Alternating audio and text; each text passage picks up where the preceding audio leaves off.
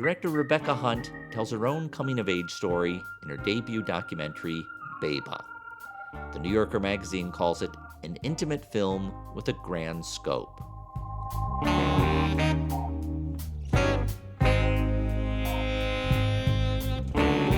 I'm Tom Powers, and this is Pure Nonfiction. Growing up, Rebeca Huntt had the nickname Beba. Her father came from the Dominican Republic and her mother from Venezuela. They met in New York City and raised a family of 3 kids in a 1-bedroom apartment. Rebeca is the youngest. She found early inspiration in hip-hop and Shakespeare. Her writing talent got her into Bard College, where she had to grapple with undercurrents of race, class, and discrimination. When school was over, she moved back into the pressure cooker of her family's apartment to figure out how to move forward. In the film, she confronts the small acts of cruelty between family members that leave deep wounds. Her narration combines the personal, the political, and the poetic. You are now entering my universe. I am the lens, the subject, the authority.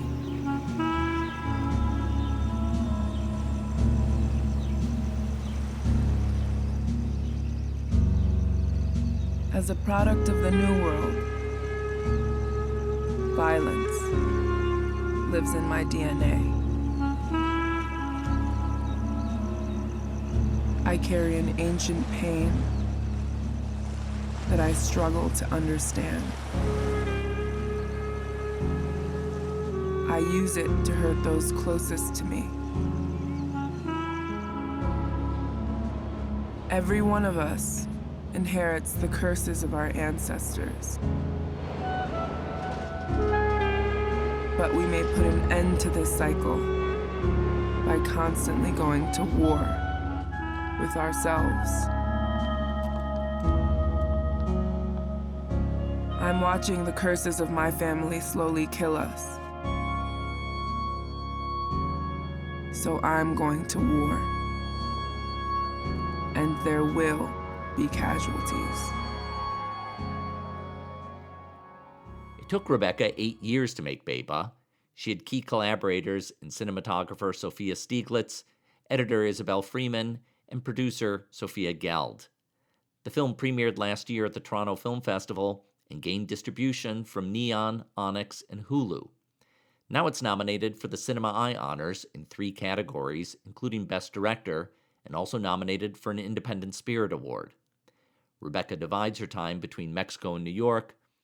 I started by asking what motivated her on this film to look inward. I had just graduated from this sort of utopian-esque 4-year liberal arts college in upstate New York. And I moved back into this, sort of tumultuous 1-bedroom apartment where I had grown up. And there was also a lot happening politically around me. It was 2012, 2013 was Trayvon Martin, Michael Brown. And then there's the reality of, oh shit, now I'm an adult and I have to move through the world and sort of like contort myself to be part of this system. And so all of those things happening at the same time kind of made me look at my closest relationships, the main one being my relationship to myself, and going inward to sort of just make sense of what it all is, like what life is at that age.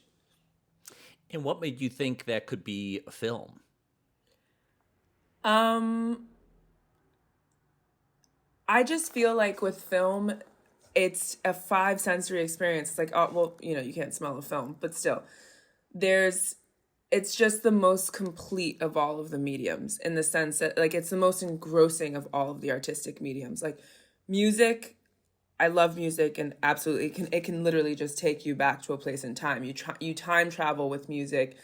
There's memory involved, but there's also music in film. It's this, to me, just such a universal art form that I'm able to be the most free in, because I'm able to play with so many different types of art forms to bring it together and then even the way that you're watching a film a lot of the time. Well, now with streaming, it's different, but in my head, like the way people watch films is at the cinema, which is another way to bring people together and another form of community in a sense. So, and being that the film was to connect with people, like I made it to connect more deeply with people, with my generation and with humanity in general. It just made the most sense. And I love film. So yeah. The film is about your own growth, and it took you 8 years to make it. So when you look back at the character on screen now, how does that person relate to who you are in your 30s? Cringe. I'm just kidding. Definitely. I mean, Beba is me in my 20s, or parts of me in my 20s. And when I see the film now, which I've seen it many times, I try to have as much compassion and acceptance, but I'm also just like, wow, I've grown a lot since then. What are ways in which that stands out? I don't know. There's just this sort of like self-centeredness or narcissism that comes with being in your 20s, and I think it's amplified by being an artist, because artists have, in a sense, there are narcissistic tendencies that come with being an artist, that we all have, but there's just a sort of like lack of self-awareness that that I had in my 20s. Perhaps every person does, because it's important for survival, like to survive your 20s, there has to be probably some sort of lack of self-awareness, but I'm definitely a lot more self-aware now. And also just, I know this is going to sound, I don't want to sound corny, but it's just like, I've healed so much more.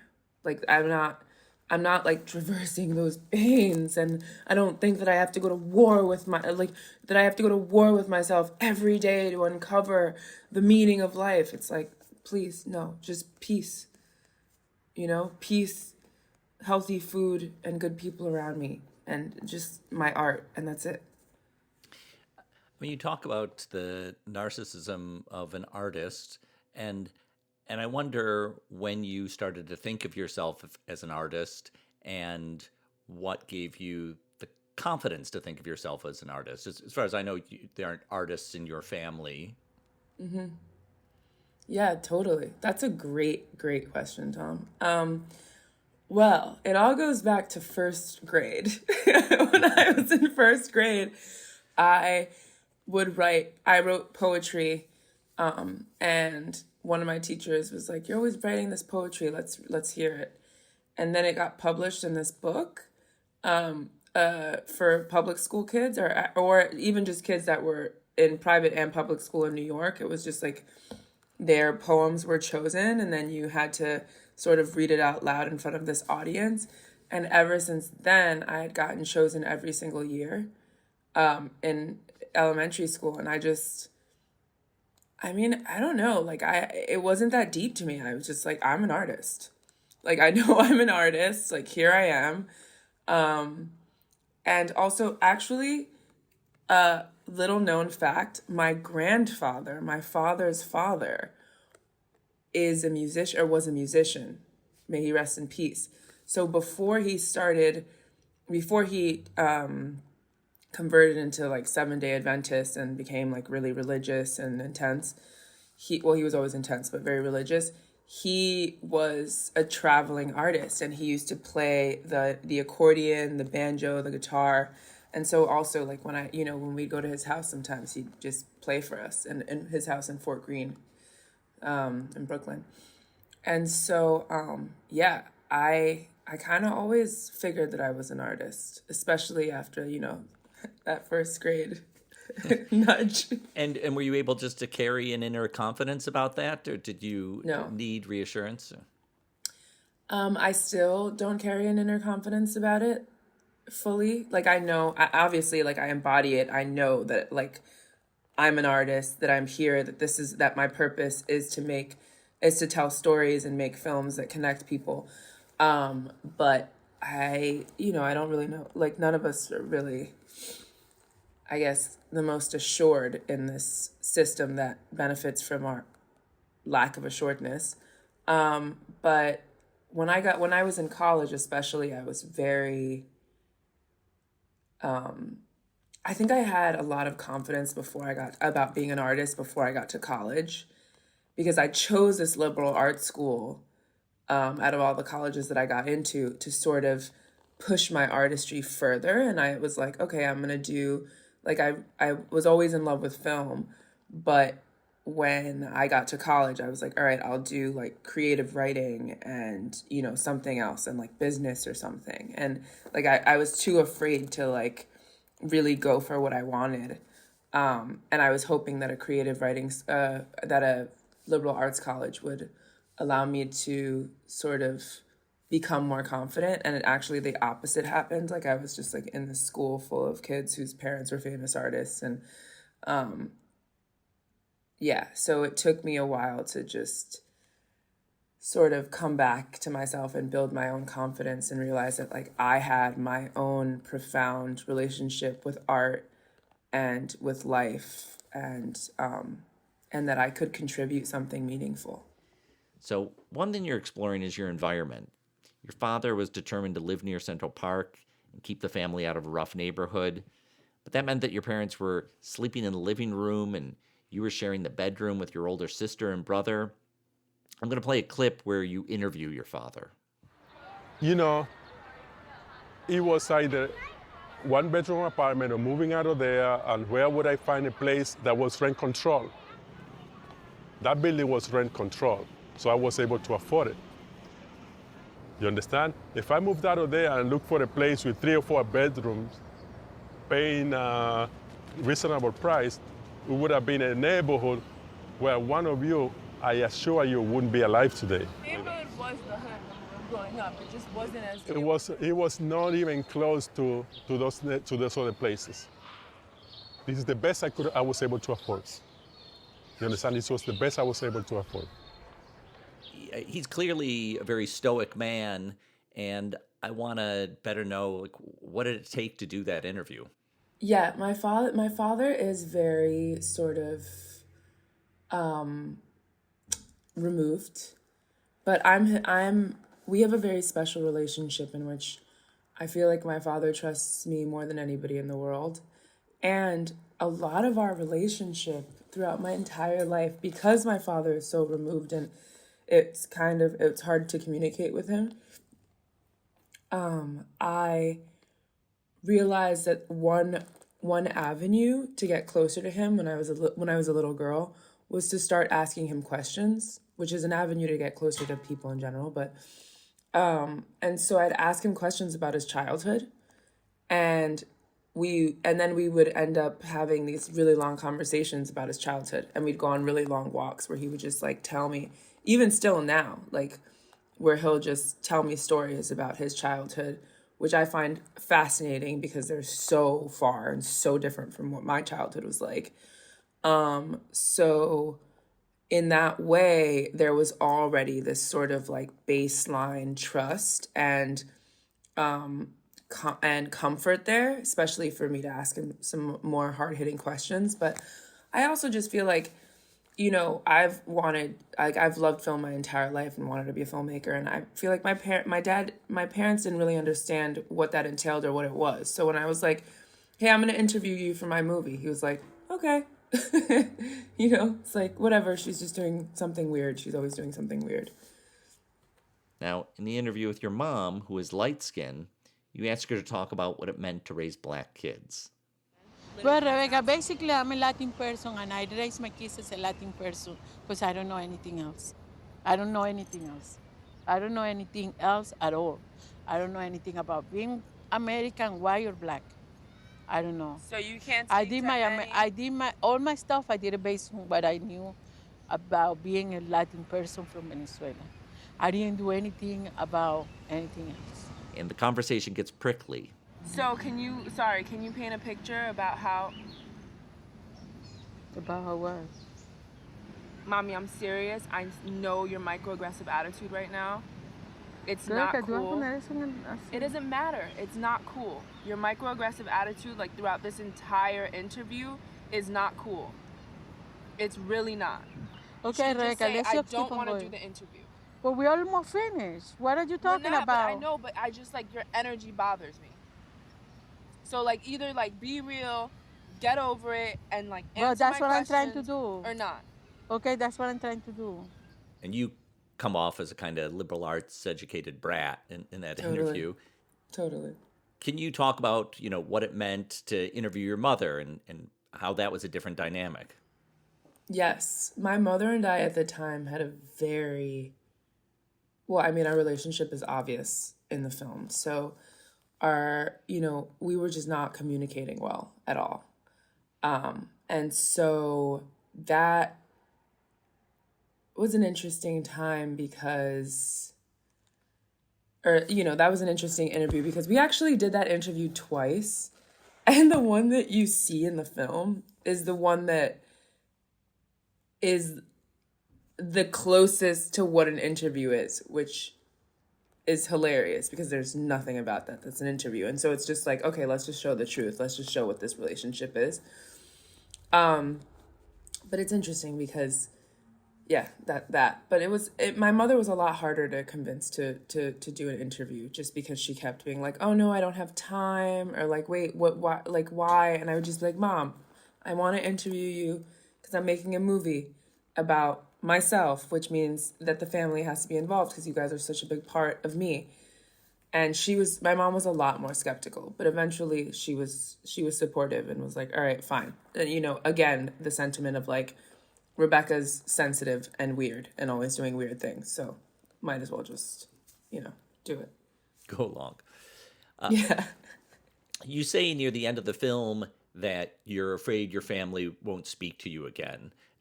And that's not just a tossed off remark. That was something you really felt as you were finishing the film. Oh, yeah. I think that's one of the big lessons that I've learned with this, the many huge lessons that I've learned in this process and with the making of the film and beyond, is that you never know. Because I took years off my life believing that my family was never going to talk to me again. Truly. And I mean... And can I ask, can you talk about what made you think that trade-off was worth it? So I felt like I had done it. I had made this project with so much love and so much intention and so much care and my family is already a pretty broken family. Like there's, it's like this person doesn't talk to this person. So it's not like I was going to be shunned from like my perfect, loving, like, super supportive family.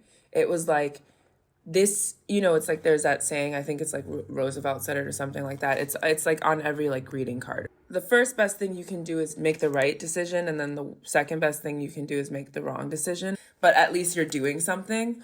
And so this was my way of like intervening in a way with like my family dynamics, but also with the dynamics of our society and how we exist as human beings. Like this was my contribution, and you people, including my family, were either going to love it or they were going to hate it. But I knew that I was going to give this every single thing that I have, and I was going to do it with all of the love and all of the intention and all of the care and all of the integrity that I could possibly have, while also making it something that like I felt was beautiful. Ultimately, your family does speak to you, at least your parents do.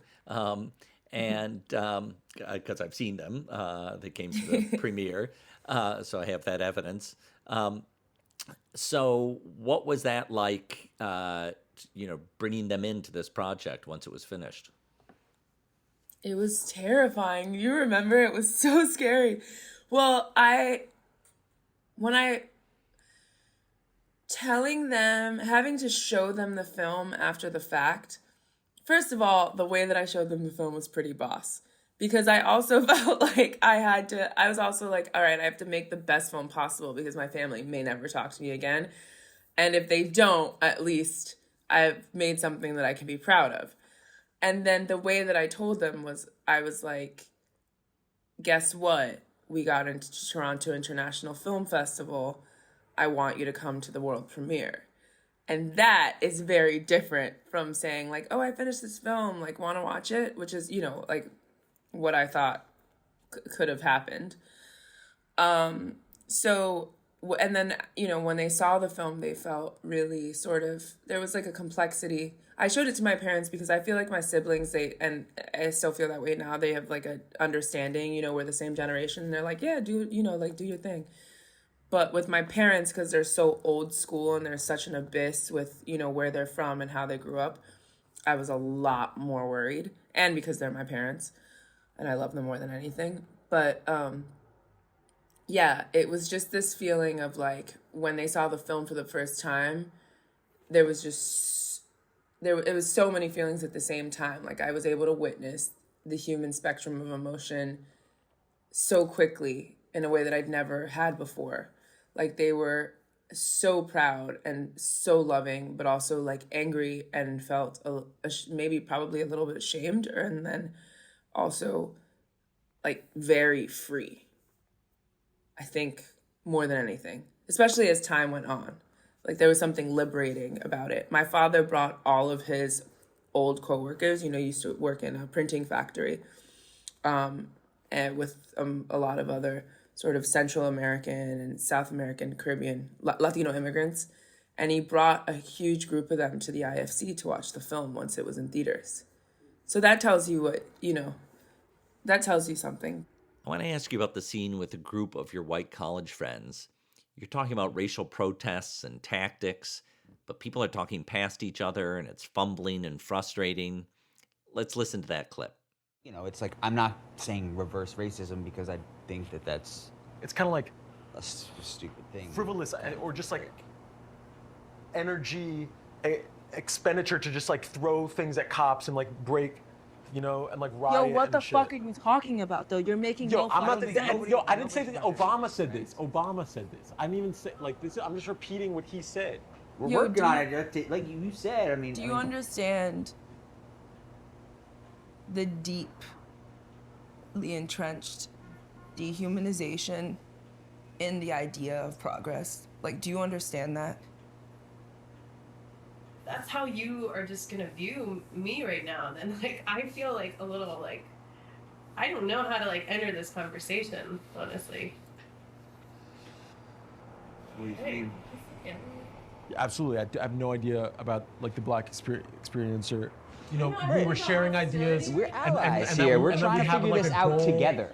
How long is this process going to take? Because it's been like some 400 odd years, and from what I see in the process, I need you to stop interrupting. I'm not saying that I'm not privileged. I'm just saying we all need to chill out a little bit right now, because it's turning into a little bit of a... But then, like, when you turn on the news and they talk about like a black person killing another black person when there's just as many or more instances that... Why do I have to answer that question for you? And it's like, why, like, I'm not the answer to fucking white supremacy. Why don't you fucking figure out what you have to do? You're a fucking white man. Figure it out. Yes, that's true.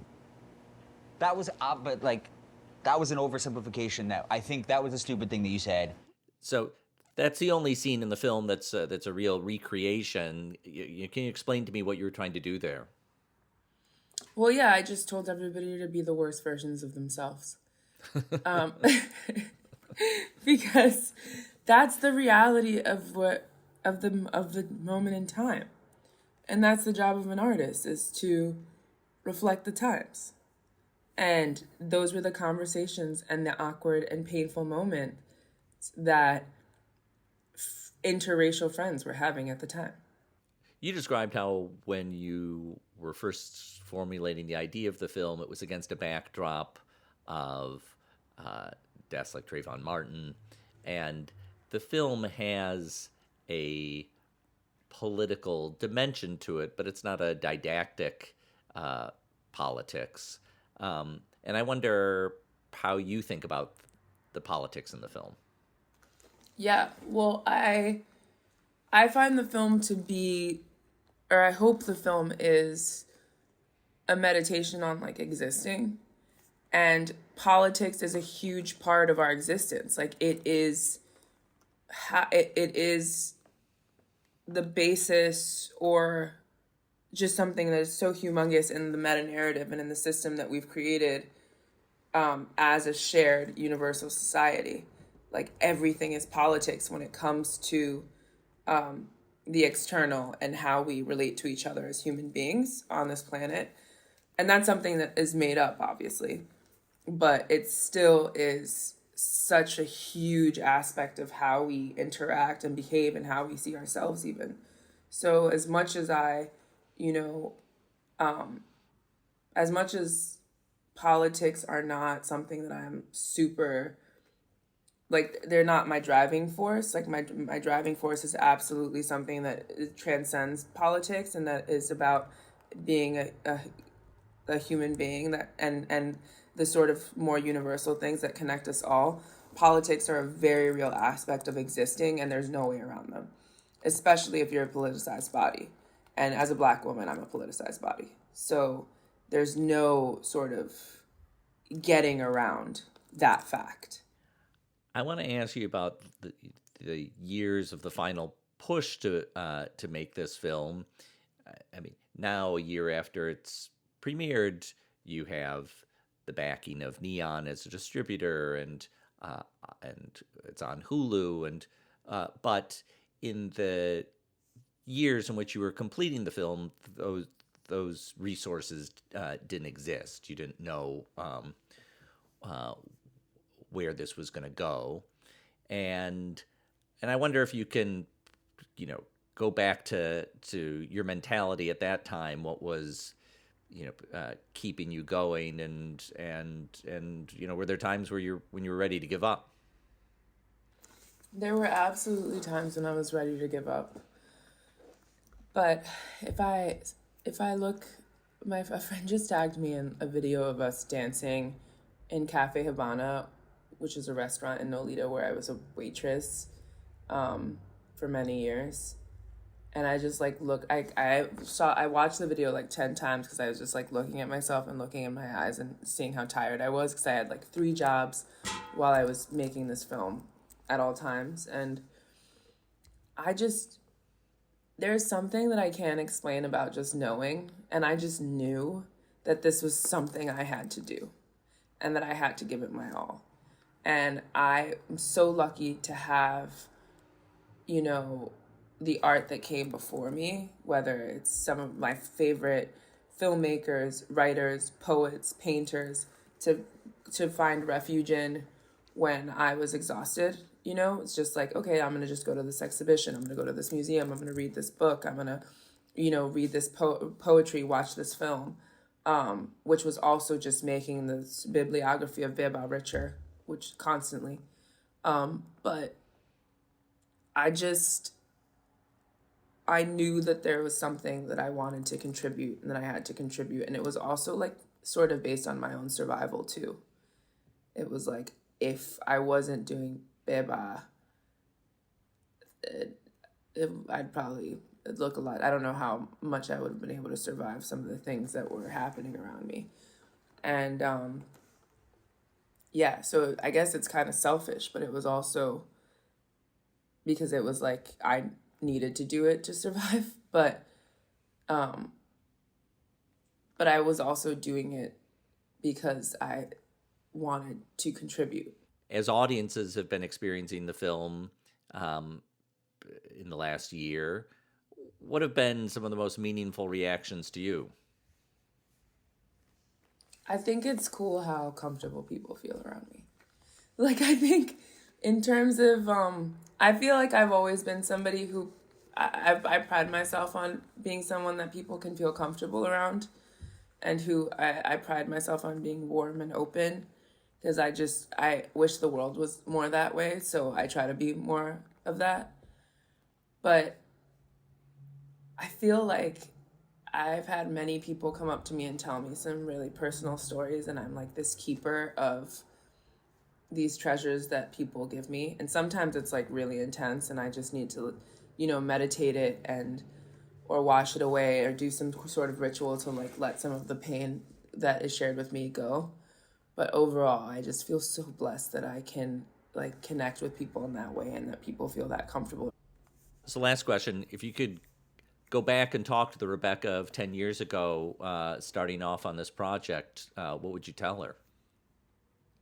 I would just hug the shit out of her and tell her how much I love her and that she is going to be all right and that I love her so much and that I know that she's just doing her best. She's going to learn so much. There's so much. Yeah. And I bet in 10 years, I'll probably say something similar because there's just still so much more to do. There's so many more movies to make. There's so much more coming. Word. I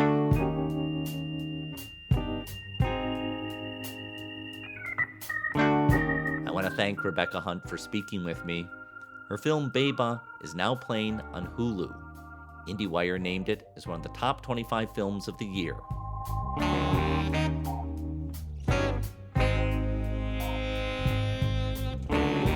Thanks to our team, series producer Hannah Nordenswan and web designer Cross Strategy. Our theme music is composed by Andre Williams, and our executive producer is Rafaela Nehausen. I'm Tom Powers. We're taking a break from Twitter, but you can follow us on Instagram and Facebook at Pure Nonfiction. You can read our show notes and sign up for our newsletter at purenonfiction.net.